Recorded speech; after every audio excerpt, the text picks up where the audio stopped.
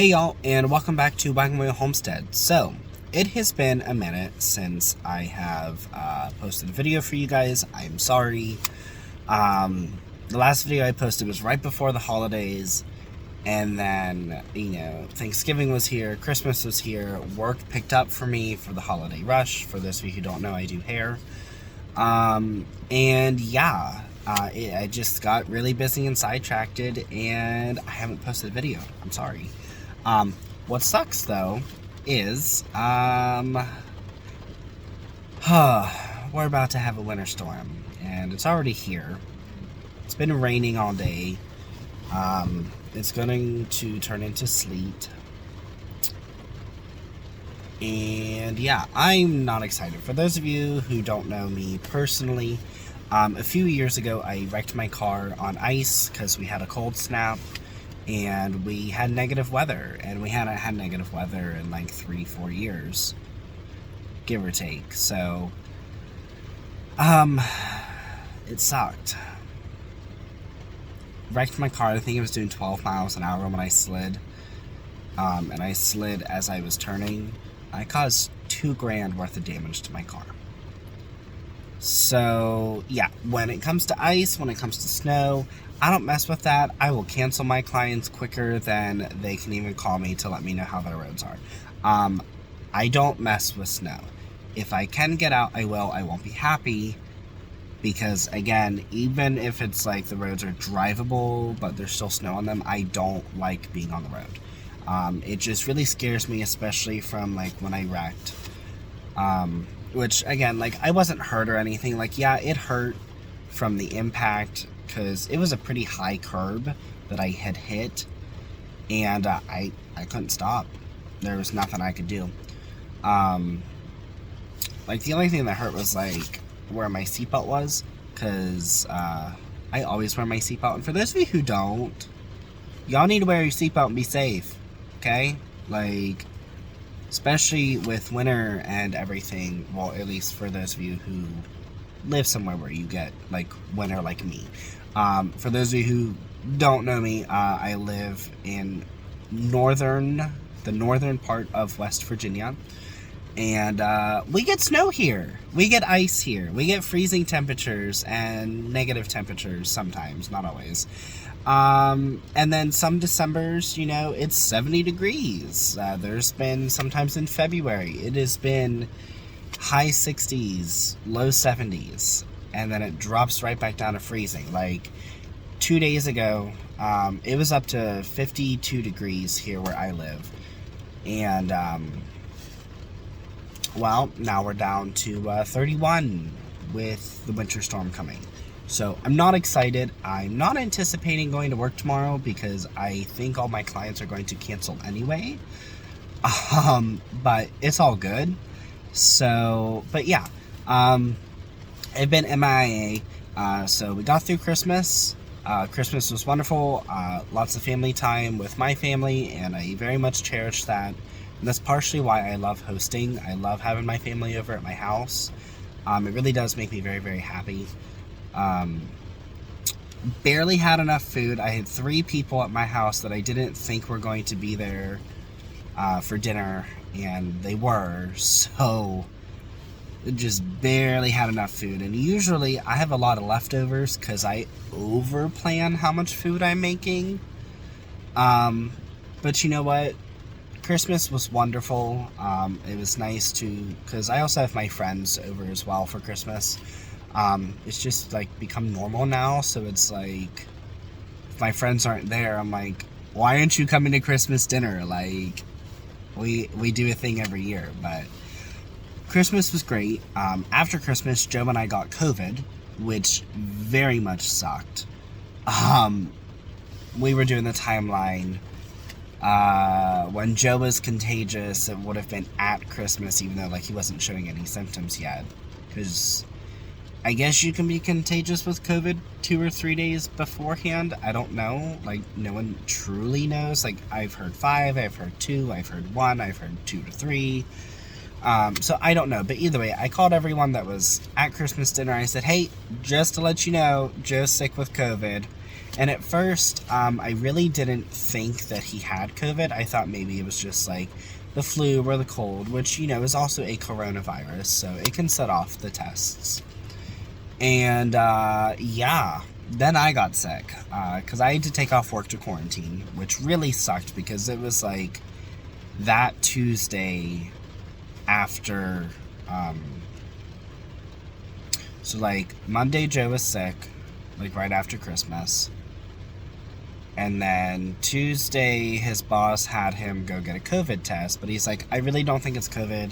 Like, you know, I just have a low-grade fever and some body aches. That's it. And he was tired. That was literally it. And, you know, Joe has had that type of sickness before every year. I need to adjust this.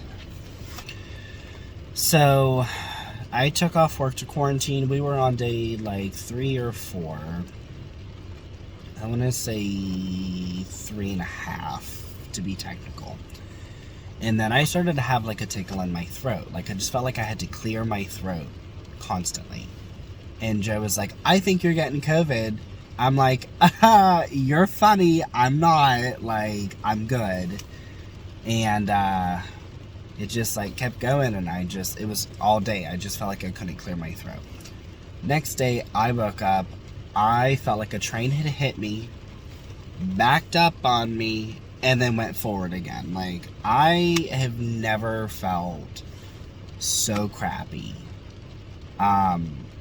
My temperature fluctuated from 102 to 104, and my temperature has never been at 104. So that did scare me a little bit. It felt like I had a chest binder on, and I had a dry cough. And what else? I had a migraine. Like, I've never had a migraine before, for 4.5 days. I had body aches. Like, I've never had body aches before.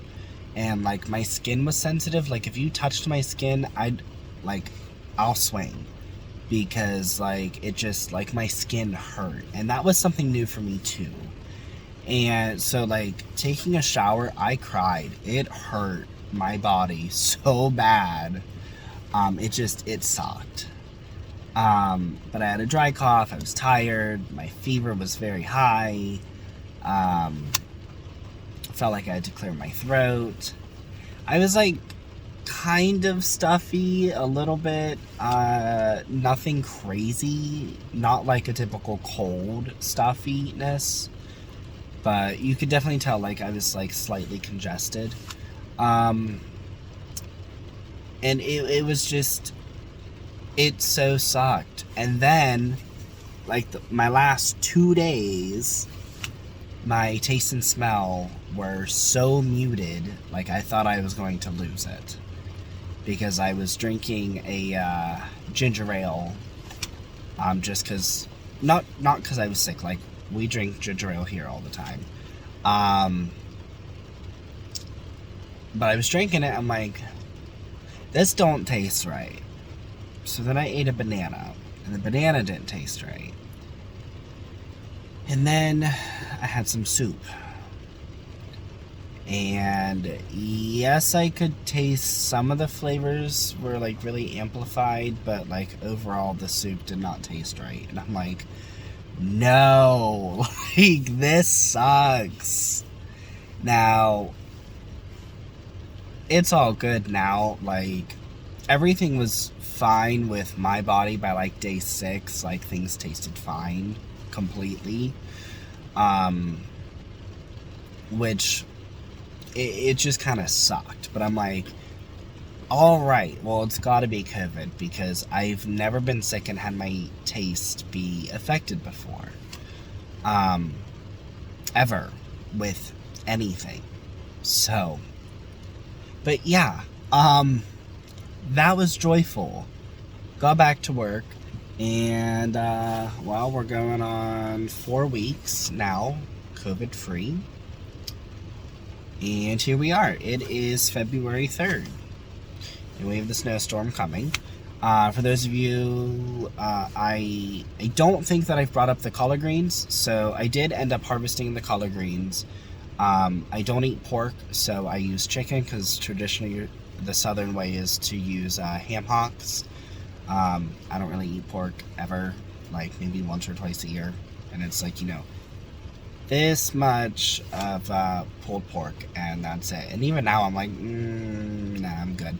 But yeah, so I don't eat pork, so I did chicken instead. I did chicken stock in there and lots of spices. I let it cook down for like an hour and a half, and it was like perfect. In my book, collard greens should not be mushy. They should have some type of a texture to them, not the weird mushy texture.